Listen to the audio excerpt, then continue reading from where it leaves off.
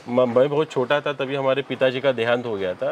वैसे खाने के ही लाले पड़े थे हमारे कि खाना भी नहीं मिलता था। सुबह मैं खुद न्यूज़पेपर डालता था, फिर दूसरी कंपनी में 8 से 6 जॉब करता था और फिर शाम को 6:30-7 बजे के 10 बजे तक मैं इंजीनियरिंग का एजुकेशन लेता था। सर रेट की बात करें ना तो हमारे पास सर 1 लाख रुपए से लेके 15 लाख रुपए तक की बकरियां हैं। मतलब दूर की बात है, जब हमारा मीट प्रोडक्शन होगा तो हमारा खुद का जैसे लिशियस वगैरह है, खुद का ब्रांड बनाने का प्लान है। वो FMCG प्रोडक्ट आएगा तो उसका ब्रांड बनाने का हमारा प्लान है सर। नमस्कार भैया, इंडियन फार्मिंग टेक्नोलॉजी चैनल में आपका एक बार फिर से स्वागत है। दोस्तों आज मैं पहुंचा हूं महाराष्ट्र में। यहाँ पर मैं आपको ऐसे कमाल के फार्मर भाई से मिलाऊंगा जो विदेशों में लगभग 17 से 18 कंट्री में जॉब कर चुके हैं।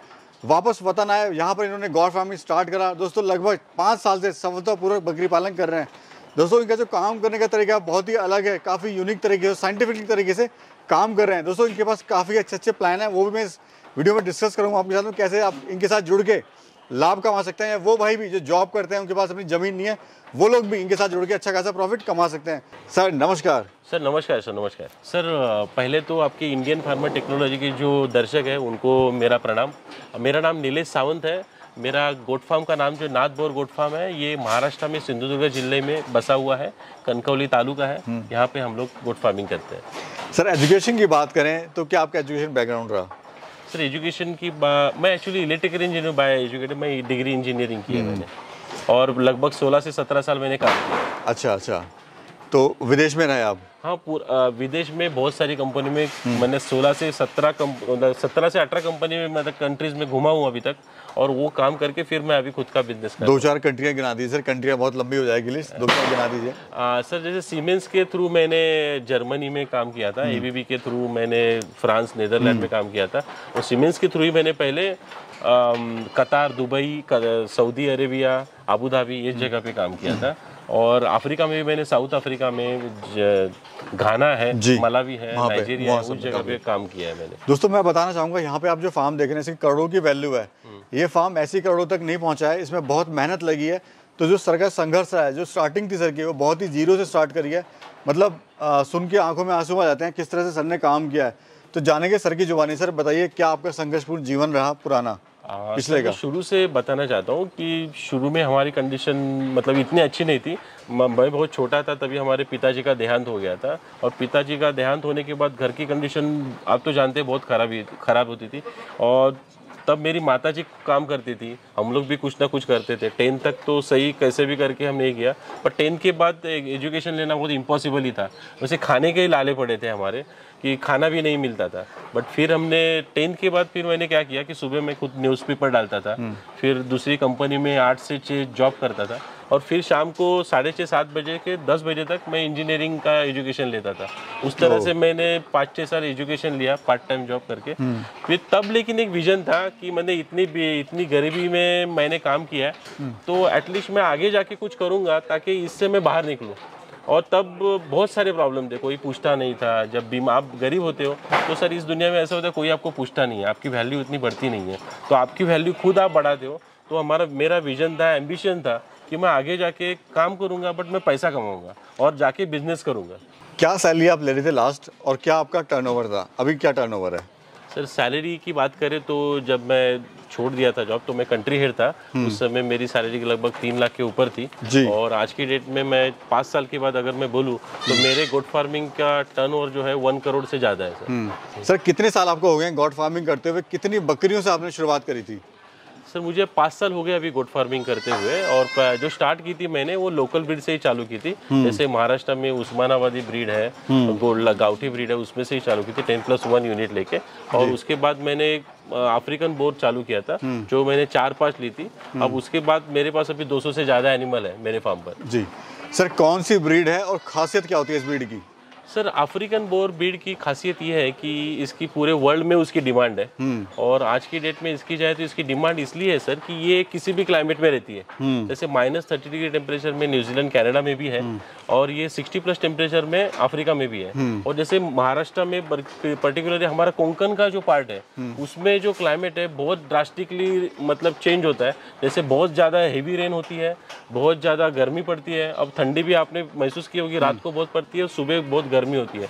तो उस क्लाइमेट के लिए जो परफेक्ट जो एनिमल था वो अफ्रीकन बोर गोट था। अफ्रीकन बोर गोट का दूसरा है कि इसका वेट गेन जो है, एक मेल का वेट है जो साल में 100 से 120 केजी होता है, और एक फीमेल का जो वेट है वो 70 से 80 केजी होता है। तीसरी बात है इनकी कीडिंग, ये 3, 4, 5 बच्चे भी दे सकती है। हमारे फार्म पे 4 बच्चे हुए हैं एनिमल को, 3 बच्चे 4 बच्चे होना ये लाजमी है, और वेट गेन अच्छा करते हैं। और चौथी बात जो है, इनका जो भी खाते हैं वो मीट में कन्वर्ट करते हैं। इनका जो मीट है वो बहुत टेस्ट है, इसलिए ये वर्ल्ड के 50 कंट्रीज में अवेलेबल है। मीट की क्वालिटी बहुत ज़्यादा है। सर इतना महंगा क्यों बिकता है ये है तो बकरी, सही है, ये है तो बकरी, तो ये इतनी महंगी क्यों बिकती है सर ये? सर जो कॉस्टिंग जो बढ़ती है किसी भी एनिमल की, उसका रीज़न यही होता है कि उसकी डिमांड और सप्लाई। इसका क्या है कि इसकी डिमांड ज़्यादा है और सप्लाई कम है। डिमांड ज़्यादा इसलिए है क्योंकि ये इसका जो वेट गेन है वो सब बकरियों से डिफरेंट है। इसका वेट गेन बहुत ज़्यादा है, ये किसी भी क्लाइमेट में सूट होती है, वहाँ पे अपना वेट गेन वही दिखाती है, बच्चे उतने ही पैदा करती है। और तीसरी बात है इसका ब्रीड क्वालिटी ऑफ मीट, जिसके लिए ये पूरे वर्ल्ड में फेमस है। और ये कीडिंग भी ज़्यादा करती है। 2 बच्चे तो 80% तो ये 2 बच्चे देती है, 5% चांस है 1 बच्चे देगी, और 15% चांस है ये 3, 4, 5 भी बच्चे दे सकती है। तो यही रीज़न है कि वर्ल्ड वाइड फेमस है, और इसकी डिमांड ज़्यादा है और इसकी पैदावार कम है। और हमारे भारत में तो मतलब हमारे इंडिया में तो ये बहुत कम है।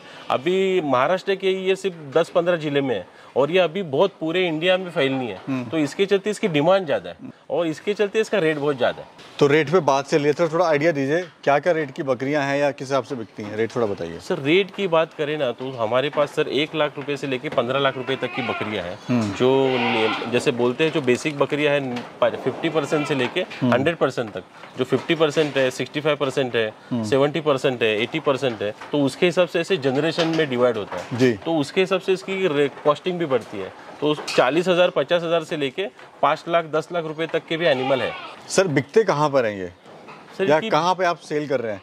सर इसकी बिक्री देखी जाए ना तो सर इसका जो मेल है, इसको जो मेल है पर्टिकुलरली हम लोग उसको ब्रीडिंग के लिए बेचते हैं, और साथ साथ हम लोग ईद मार्केट में भी बेचते हैं। तो ब्रीडिंग के लिए जो है हम लोग इसको उड़ीसा, आसाम, बिहार, उत्तर प्रदेश, कर्नाटक, चेन्नई, आउट ऑफ मतलब महाराष्ट्र वहाँ बेचते हैं। और महाराष्ट्र में भी सर देखो परभनी, ये नासिक है, सातारा है, कराड़ है, पूना है, नासिक ये है, इन जगहों पे भी बेचते हैं। और बेसिकली जो मेरा कोंकण एरिया है वहाँ पे भी हम लोग फीमेल बेचते हैं बेसिकली। जैसे रायगढ़ है, रत्नागिरी है, सिंधुदुर्ग है, गोवा है, ये ऑल ओवर इंडिया में आप सेल करते हैं? ऑल ओवर इंडिया में हम लोग सप्लाई करते हैं। ठीक है सर, कोई फार्म कैसे शुरू करे और कैसे प्रॉफिट कमा सकता है? प्रॉफिट जैसे कोई भी फार्म, अगर किसी को फार्मर को काम चालू करना है तो उनको ये देखना पड़ेगा कि उनके एरिया में कौन सी बकरियां चलती है, कौन सी बकरियों की डिमांड है, वहाँ पे उसका रेट क्या है, वो क्या रेट से लेते हैं, कितना रेट लेते हैं, और कितना वेट गेन होने के बाद लेते हैं। तो ये प्रायोरिटी है सर कि वो देखे कि पहले कौन सा एनिमल, कौन सा टाइप का चयन करना है एनिमल का, और वहाँ पे कैसी बिक्री होती है उसको। उसके बाद पहले दिन से अगर एनिमल ले तो पहले दिन से उसको मार्केटिंग करनी है कि भाई मेरे पास ये अवेलेबल है। अगर आपको कोई बताओगे नहीं कि आपके पास कितनी बकरियां हैं, आप बकरी पालन करते हो, तो कोई आदमी आपके पास आएगा ही नहीं। और जब तक आएगा नहीं तब तक आपको मालूम नहीं पड़ेगा कि मार्केट में आपके बकरियों का रेट क्या है। तो यही रीज़न, ये मतलब शुरुआती मार्केटिंग है। और उसके बाद आपको बकरियों का मतलब ट्रेनिंग लेनी पड़ेगी। 100 से ज़्यादा मतलब गोट फार्म को आपको जाके देखना पड़ेगा कि वहाँ बकरी पालन कैसे होता है, वो लोग क्या आइडिया लगाते हैं, वो खाने में क्या देते हैं, वो अपने बकरियों को मतलब कौन से टाइम पे खिलाते हैं, वेट गेन कैसे करते हैं, ये सब देखना बहुत ज़रूरी है। आप अगर 10-15 मतलब 50 जगह पे जाओगे नहीं, आप प्रॉपर ट्रेनिंग ले लोगे तो उसके बाद, क्योंकि ये लाइव स्टॉक है, ये कोई माल तो है नहीं कि भाई स्टोर में रखा है, तो आपको ये सब देखना पड़ेगा। उसके बाद ही आप गोट फार्मिंग चालू करो। और कोई जो यूट्यूब का जो यशोगाथा बोलते हैं, जैसे वो ये सक्सेस मिला, इतना पैसा मिला, उस पर मत जाओ। ग्राउंड रियलिटी चेक करो कि क्या होता है, कैसे होता है, उसके बाद गोट फार्मिंग चालू करो। सर अभी कितनी बकरियां आपके पास टोटल? हमारे पास अभी 210 से ऊपर बकरियां है सर, मतलब छोटे बच्चे मेल वगैरह फीमेल पकड़ के। ये हमारा बेसिकली ब्रीडिंग फार्म है जी। इसके चलते हमारे पास फीमेल बहुत ज़्यादा है। हम लोग मेल रखते नहीं है, सिर्फ ब्रीडिंग के मेल रखते हैं। छोटे मेल हम लोग 3 महीने 4 महीने के बेच देते हैं। तो सर हैंडल करने के लिए कितना स्टाफ है आपके पास में? सर अभी एक्चुअली हमारा विजन सर ये है ना कि हमारे पास 2028 तक 4,000 या 5,000। आपका काम करने का तरीका बड़ा डिफरेंट लगा, मतलब आप खुद मार्केटिंग कर रहे हैं, फार्मिंग को संभालने के लिए कोई और बंदे हैं ताकि आप अपनी मार्केटिंग पे फोकस कर सको। वो थोड़ा बताइए। एग्जैक्टली सर, चीज़ क्या है कि जैसे मैंने बोला हमारा विजन जो है 2028 तक 5000 एनिमल करने हैं। तो शुरुआत में 4-4.5 साल मैंने खुद मेहनत की है। तो उस 4.5 साल में सर मैं 2-3 आदमी लेके 2-3 स्टाफ लेके हम लोग खुद ऑपरेशन मैं संभालता था, अकाउंटिंग, मार्केटिंग, सेल्स, ये सारी चीज़ें मैं करता था। बट आज की डेट में अगर देखें तो 200 से ज़्यादा एनिमल है, हमारे पास 7 से 8 स्टाफ है। वो 7 से 8 स्टाफ है, उसमें अकाउंटेंट भी आ गए, मार्केटिंग, सेल्स, मतलब जो डॉक्टर भी है हमारे पास जो इनका ख्याल रखते हैं, क्योंकि इस साल हमारा टारगेट है कि इस साल हमारे पास 500 से ज़्यादा बकरियां हो जाए। तो इसलिए क्या करना पड़ता है कि सर आपको अगर डेवलपमेंट करना है, अगर इतना बढ़ाना है, तो वो जो एक ओनर है खुद सारे काम नहीं कर सकता है। तो डेलिबरेटली मैंने ये डेलीगेट किया है काम, तो ऑपरेशंस कोई संभाले और मतलब कस्टमर्स को कोई हैंडल करे, और मार्केटिंग, सेल्स मैं खुद हैंडल करता हूँ। अच्छा, दूसरा सर आप ये चेक करते हैं कि आपकी जो बकरी है वो प्रेग्नेंट है, उसके लिए आप उसको 500 किलोमीटर दूर लेके जाते हैं। हाँ सर, उसमें ही बहुत खर्चा लगता है। यस सर, ये मतलब बहुत ही मतलब जटिल बात है एक्चुअली। क्या ये बट आप ये खर्चा लगता है, उसके बाद भी आप ये काम कर रहे हैं। सर चक्कर क्या, जैसे मैंने बोला इसकी कॉस्टिंग बहुत ज़्यादा है ये एनिमल की। तो क्या होता है कि अगर आपने आज समझो किसी मेल से मीटिंग, फीमेल की मीटिंग कराई, तो जो फीमेल है वो प्रेग्नेंट है कि नहीं ये आपको ना करीब मतलब 21 दिन के बाद अगर वो वापस हिट पे आती है तो ही मालूम पड़ता है। बट कभी कभी क्या होता है कि फीमेल हिट पे आती नहीं है और 3-4 महीने के बाद मालूम पड़ता है वो हिट पे है। 4 महीने के बाद लगभग उसका जो बच्चा है पेट में उसका मतलब वो बढ़ता है, तभी मालूम पड़ता है कि वो हिट पे है कि मतलब वो प्रेग्नेंट है कि नहीं। तो क्या होता है अगर आपने मीटिंग की, अगर फीमेल हिट पे नहीं आई, 4 महीने के बाद मालूम पड़ा वो फीमेल प्रेग्नेंट ही नहीं है, तो 4 महीना पहले आपका तो बेकार गया। उसके बाद आप वापस वो फीमेल को मीटिंग करोगे, फिर 5 महीने का वापस से वो मतलब प्रेग्नेंट हो गई, तो 5 महीना वापस से उसका प्रेगनेंसी टाइम है, तो 9 महीना गया और उसके बाद बच्चा आने के बाद बेचने में लगभग आपका 1.25 साल 1.5 साल जाता है सर। इसलिए हमने ये फीमेल को पर्टिकुलरली इसका कॉस्टिंग ज़्यादा है, तो इसको हम लोग सर ये करते हैं, सोनोग्राफी करते हैं। और इसके लिए हमारे कोंकण में कोई फैसिलिटी है नहीं, इसके लिए हमको पूना, शिरवल में लेके जाना पड़ता है और ये करना ही पड़ता है सर। नहीं तो क्या है कि एक बकरी जो है 5-6 साल ही तुरंत बच्चे देती है, तो वो टाइम हमारे लिए क्रूशियल रहता है। क्रूशियल है। अच्छा सर, ये बताइए कैसे कोई भाई आपके साथ जुड़ के, या कोई जॉब करता है वो कैसे जुड़ के, या फार्मर भाई कैसे जुड़ के आपके साथ काम कर सकते हैं? सर हमारे एक्चुअली हमने देखा है कि हमारे कोंकण में और बहुत जगह पे कि लोगों को मतलब लोग काम करना चाहते हैं, बिजनेस करना चाहते हैं, पर उनको मार्केट नहीं है। एक कंसेप्ट निकाला है कि हम लोग बायबैक करते हैं, क्योंकि ताकि उनको किधर उनके बच्चे बेचने ना पड़े, तो वो हमारे से प्रेग्नेंट फीमेल ले सकते हैं और उनके बच्चे हम लोग कंफर्म उनको रेट देते हैं कि हमसे उनका बायबैक करेंगे। तो वो हमारी एक स्कीम है। और फिर हम लोग बाहर जैसे महाराष्ट्र के बाहर फीमेल बेचते हैं, मेल बेचते हैं, तो वो डिफरेंट पार्ट है। यानी जो समस्या है, जो लोग सोचते हैं भाई हम फार्म बनाएंगे, नहीं देख सकते, एक्सपीरियंस नहीं है, हम नहीं कर सकते, कॉन्फिडेंस नहीं होते हैं, वो आपके साथ जुड़ के इनकम ले सकते हैं अपनी। Sir exactly. एक्चुअली इसके साथ हमने क्या किया, हमने अभी ट्रेनिंग प्रोग्राम भी चालू किया है। 5 साल के बाद हम लोग खुद ट्रेनिंग देते हैं। हमारे जो किसान भाई हमारे साथ जुड़ना चाहते हैं, तो हम लोग उनको गारंटी देते हैं, जो भी ट्रेनिंग लेते हैं कि लाइफ टाइम हम लोग उनके फार्म पे कोई भी एनिमल अगर बीमार पड़ा, कोई भी प्रॉब्लम हो तो हमको फ़ोन कर सकते हैं। अगर बिजनेस डेवलप भी करना है तो उसके लिए भी हमसे वो इंफॉर्मेशन या गाइडेंस ले सकते हैं। तो हम लोग उनको से उनको हेल्प करेंगे, सपोर्ट रहता है लाइफ टाइम। 100%। अच्छा सर, फार्म क्यों लॉस में जाते हैं? यानी आपको समय भी हो गया, अच्छे से आप काम भी कर रहे हैं, क्या कारण है कि किसान भाई के फार्म लॉस में जाते हैं, प्रॉफिट जो होना होता है वो नहीं हो पाता है?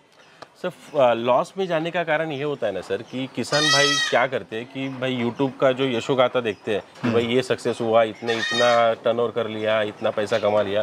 तो आपको क्या करना पड़ेगा, जब आप फार्म चालू करते हो तो पहले मार्केटिंग देखनी पड़ेगी कि आप जो कौन सी बकरी लेनी है, कौन सा बकरा लेना है भाई, कौन सा बिकेगा, किस रेट में बिकेगा, कौन खरीदेगा मुझसे, मेरा मार्केट कहाँ पे है, मेरा लोकल मार्केट है या मुझे बाहर बेचना है, मेरे ज़िले में बेचना है या बाहर के ज़िले में बेचना है। तो वो देखने के बाद ही आपको उसका चयन करना पड़ेगा कि कौन सा मुझे एनिमल, मुझे बीटल पालना है, सोजत पालना है, बोर पालना है, उस्मानाबादी लेना है, तो मेरे से खरीदेगा वो पहले देखना पड़ेगा। पहले मार्केट का सर्वे करना पड़ेगा सर कि कौन पड़ेगा। उसके बाद आपको प्रॉपर ट्रेनिंग लेनी पड़ेगी कि भाई बकरियों को क्या क्या बीमारी होती है, कौन से वैक्सीन देने पड़ते हैं, कौन सा डिवर्मिंग करना पड़ता है, कौन सा डिवर्मिंग इंपॉर्टेंट है, बच्चों की कैसे मतलब ख्याल रखना है बच्चा होने के बाद, उनको क्या क्या प्रॉब्लम आती है। तो वो सब देखने के बाद और पढ़ाई करने के बाद मतलब सीखने के बाद ही आप करो, क्योंकि आपका जब चयन गलत हो गया एनिमल का और आपने वो मतलब आपने एनिमल जब बीमार हो, बच्चे बीमार हो और आपने उसका ख्याल नहीं रखा, तो आप लॉस में जाओगे ही जाओगे। प्लस किसी अच्छे फार्मर के साथ जुड़े, बस किसी अच्छे फार्मर के साथ जुड़ो, उनसे गाइडेंस लो, उनसे बात करो कि क्या करना है, कैसे करना, हर चीज़ के लिए, मार्केटिंग के लिए, बीमारी के लिए उनसे बात करो। जब तक एक दूसरे को हम लोग सपोर्ट नहीं करेंगे फार्मर, तब तक हम लोग आगे नहीं बढ़ेंगे। एक दूसरे का कॉम्पिटिटर बन के कोई फायदा है नहीं। सर फ्यूचर प्लान क्या है अभी आपका? सर फ्यूचर कहाँ आप देखते हो आने वाले 10 साल में या 5 साल में अपने आप को? सर फ्यूचर प्लान तो सर ऐसे है कि अभी हम लोग ने फिलहाल ट्रेनिंग तो चालू की है हमने। उसके बाद सर क्या हो रहा है कि हमने फॉडर बना रहे हैं हम लोग खुद का, क्योंकि हमारे एनिमल खुद बढ़ रहे हैं, तो हम लोग पैलेट फीड बनाना खुद से चालू कर रहे हैं हमारे लिए और जो हमारे साथ किसान भाई जुड़े उनके लिए। और जो लास्ट प्लान है हमारा, जो मेजर ये है कि हम लोग स्लॉटर हाउस खोलने वाले हैं। जब हमारे पास खुद के 2000 एनिमल वगैरह हो जाएंगे तो हमको खुद को स्लॉटर हाउस खोलना है। तो यही प्लान है आगे। तो आपने बताया सर आपका एक ब्रांड भी आप लॉन्च करेंगे, उसकी भी कोई प्लानिंग वगैरह कुछ है क्या? सर वो तो मतलब दूर की बात है। जब हमारा मीट प्रोडक्शन होगा तो हमारा खुद का, जैसे लीशियस वगैरह है, खुद का ब्रांड बनाने का प्लान है। वो FMCG प्रोडक्ट आएगा तो उसका ब्रांड बनाने का हमारा प्लान है। सर ये बताइए जो फार्म का एरिया क्या है, क्या इसकी लागत आई है इसको बनाने में? सर पहले जैसे मैंने आपको दिखाया, जो नीचे वाला जो फार्म है ना, वो लगभग 4-5 गुंथे में है, जिसकी लागत मतलब शुरुआत में हमने 12 लाख रुपया खर्च करके वो बनाया था। और फिर ये नया फार्म बना है जिसमें हमने 15 लाख रुपया खर्च किया है। इसका जो साइज़ है 100x30 का है, जिसमें हमने 4 ये बनाए, कंपार्टमेंट बनाए। जैसे साइज़ के हिसाब से हमने फीमेल ही रखी है ऊपर। और अभी हमारा आगे प्लान है कि इसी ये जैसे 100x30 का है वैसे और 4 मतलब 3 और पार्ट बनाने वाले हैं, ताकि क्योंकि ये इस साल हमारा जो एनिमल है 500 से ज़्यादा होने वाले हैं। ठीक, ये मतलब प्लान है फ्यूचर का? Yes sure. अच्छा सर, जो शुरू करना चाहता है उनको एक टिप्स दीजिए शॉर्ट में, कैसे शुरू करें और किस तरह से मोटिवेट आप उसको कर सकते हैं उनको? सर जो शुरू करना चाहते हैं या तो हमारे नाथ बोर गोट फार्म से हमसे बात करें, हमारा जो बायबैक का ऑप्शन है वो चूज़ कर सकते हैं। या अगर वो कौन सा चयन करना चाहते हैं, कौन सा जात लेना चाहते हैं, क्या करना चाहते हैं, वो बात कर सकते हैं। या किसी और एक्सपीरियंस बंदे से बात करो और 10-20 फार्म पे जाओ और उसके बाद ही चालू करो जी, कि आपने इधर कौन सा एनिमल बिकता है, उसके बाद ही आप चालू करो। यानी यह काम में प्रॉफिट है, दम है काम में? सर 100% सर, मैं बता रहा हूँ सर, आगे जाके फ्यूचर में लोग कितना भी डेवलप हो, खाना तो खाने वाले ही हैं। और कोरोना से हमको ये मालूम पड़ा है कि प्रोटीन की बहुत ज़रूरत है। और इसलिए सर मीट जो है हज़ारों साल पहले भी खाते थे लोग, और गोट मीट हज़ारों साल के बाद भी खाने वाले हैं। कितना भी डेवलपमेंट हो, मीट खाने वाले हैं। और दूसरा चीज़ ये है सर कि गोट मीट का रेट कभी कम नहीं होता है सर। आज तक देखो सर, मटन का रेट आज की डेट में हमारे इधर 750 रुपये kg है। वही रेट सर और 5 साल के बाद गारंटेड 1500 रुपीज़ पर kg वगैरह गारंटेड जाएगा सर। जिस तरह से हमारा GDP ये हो रहा है और हमारी जो लोक संख्या पे है, उस पर हमको भरोसा रखना चाहिए। तो ये बढ़ेगा ही बढ़ेगा। बहुत बहुत धन्यवाद सर। सर बहुत बहुत धन्यवाद दिया। बहुत बहुत थैंक यू सर। तो दोस्तों ये थी आज की वीडियो। और इस तरह की वीडियो बनाने में बहुत मेहनत लगती है, दिल्ली से महाराष्ट्र आना और सर को तैयार करना, बिकॉज सर ऑलरेडी काफ़ी बिजी हैं, काफ़ी बड़ा इनका यहाँ पे फार्म है और भी बाकी चीज़ें हैं। तो ये जानकारी आपके लिए काफ़ी महत्वपूर्ण सर ने दी। वीडियो कैसे लगी कमेंट सेक्शन में ज़रूर बताना, वीडियो को लाइक करना, और आपने अगर आपके फ्रेंड या सर्कल में कोई इस तरह की फार्मिंग करना चाहता है तो उनको भी ये वीडियो शेयर करना। और मुझे आपके कमेंट का इंतजार रहेगा। एक नई वीडियो में और एक नए सफ़र में फिर मिलते हैं, तब तक के लिए नमस्कार। नमस्कार सर, नमस्कार।